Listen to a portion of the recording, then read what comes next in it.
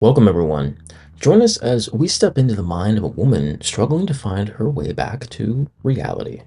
A world clouded by mental illness, a family torn apart, and a desperate search for normalcy. Welcome to Next to Normal, a musical exploration of the complexities of mental health and the devastating impact it can have on a family. Next to Normal is a 2008 American rock musical with book and lyrics by Brian Yorkey and music by Tom Kitt. The story centers on a mother who struggles with worsening bipolar disorder and the effects that managing her illness has on her own family. Now, these effects are at times diminished and other times exasperated by the fact that Diana additionally suffers memory loss following electroconvulsive therapy, also known as ECT. Now, in the show, Diana's doctor describes her as a bipolar depressive with delusional episodes. Since 2008, there have been changes in the understanding and treatment of bipolar depressive disorder. Now, in turn, the most recent edition of the American Psychiatric Association's Diagnostic and Statistic Manual of Mental Disorders, also known as DSM, would now diagnose Diana as bipolar with psychotic features, referring to the hallucinations she experiences, such as her dead son Gabe in the form of a teenager. The disorder is also now separated into two types, basically type 1 and type 2. Now, to further understand Diana's treatment in the show, we have to look at bipolar disorder. The disorder itself is a disorder of both hypomania and depression that is not curable and mostly treated through psychopharmacological, psychotherapeutic, and biological means.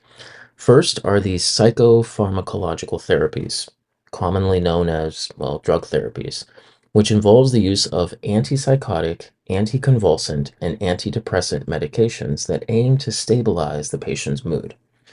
Now, another form of treatment that the play explores is called psychotherapy, basically, where patients talk to psychologists or other licensed mental health professionals and aim to work through the psychological component of their disease through conversation.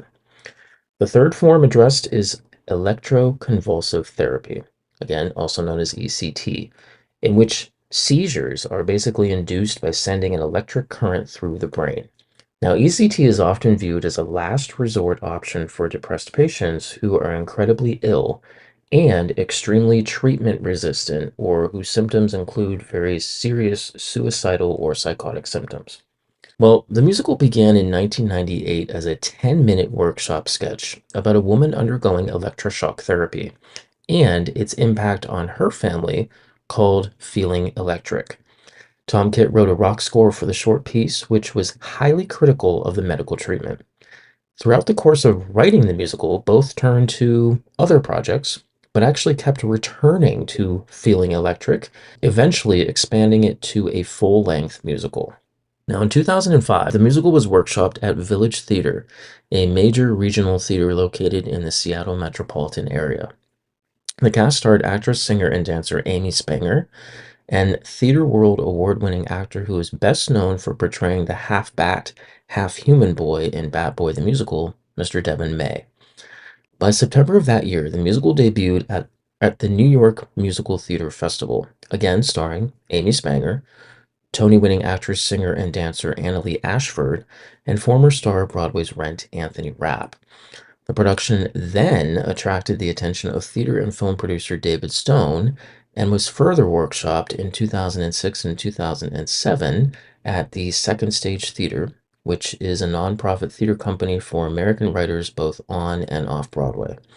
Now, meanwhile, at the urging of Stone and director Michael Greif, who actually would later bring us musicals such as Dear Evan Hansen and Hell's Kitchen, the creators decided to focus the show on the family's pain rather than on the critique of the medical establishment, which, as we know, would later prove to be a crucial move in the musical's success.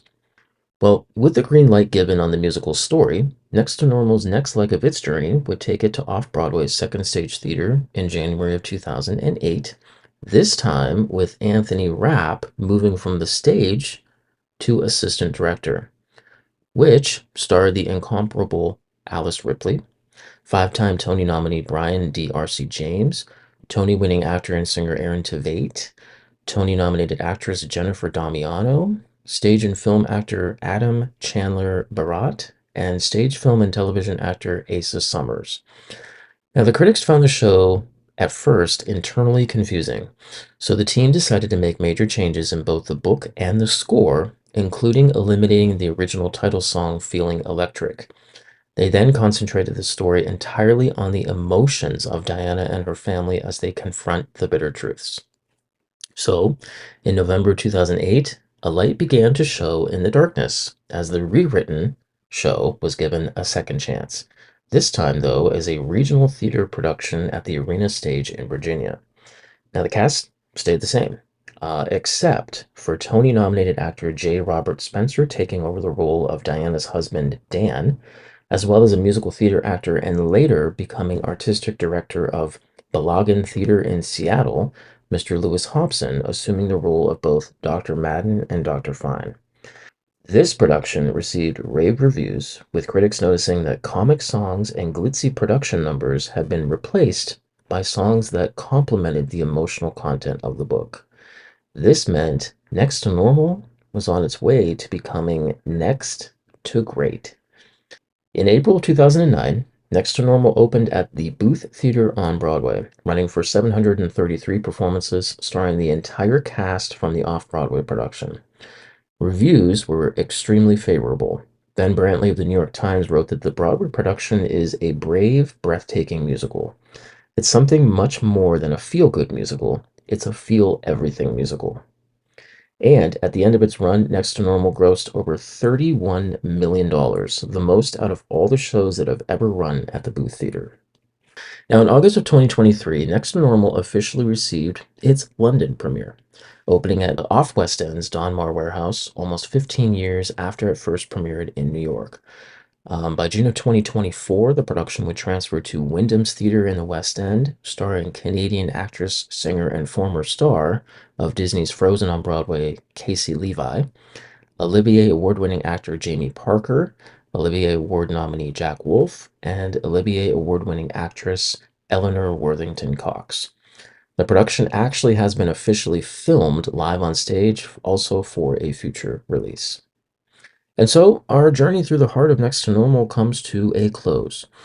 Folks, may Next to Normal continue to resonate with you and shed light on the importance of mental health awareness.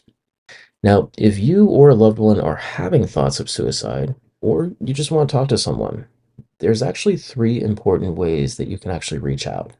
And I'll have links to all three in the description below. Known as the 988 Suicide and Crisis Lifeline, this lifeline provides 24/7 free and confidential support for people in distress, prevention, and crisis resources for you or your loved ones. For more information, feel free to visit suicidepreventionlifeline.org. The second one is called the Veterans Crisis Line. Here you can reach caring, qualified responders within the Department of Veterans Affairs, and many of them are actually veterans themselves. To find out more information about the Veterans Crisis Line, visit veteranscrisisline.net. The last one is the Crisis Text Line.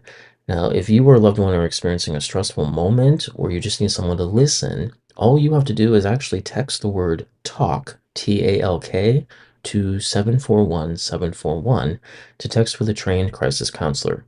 Every texter is connected with a real-life human being trained to bring you from a hot moment to a cool calm through active listening and collaborative problem solving. To find more information about the Crisis Text Line, visit crisistextline.org. Remember, it's a free 24/7 text, day or night, rain or shine. And remember, guys, you're never, ever alone. Take care.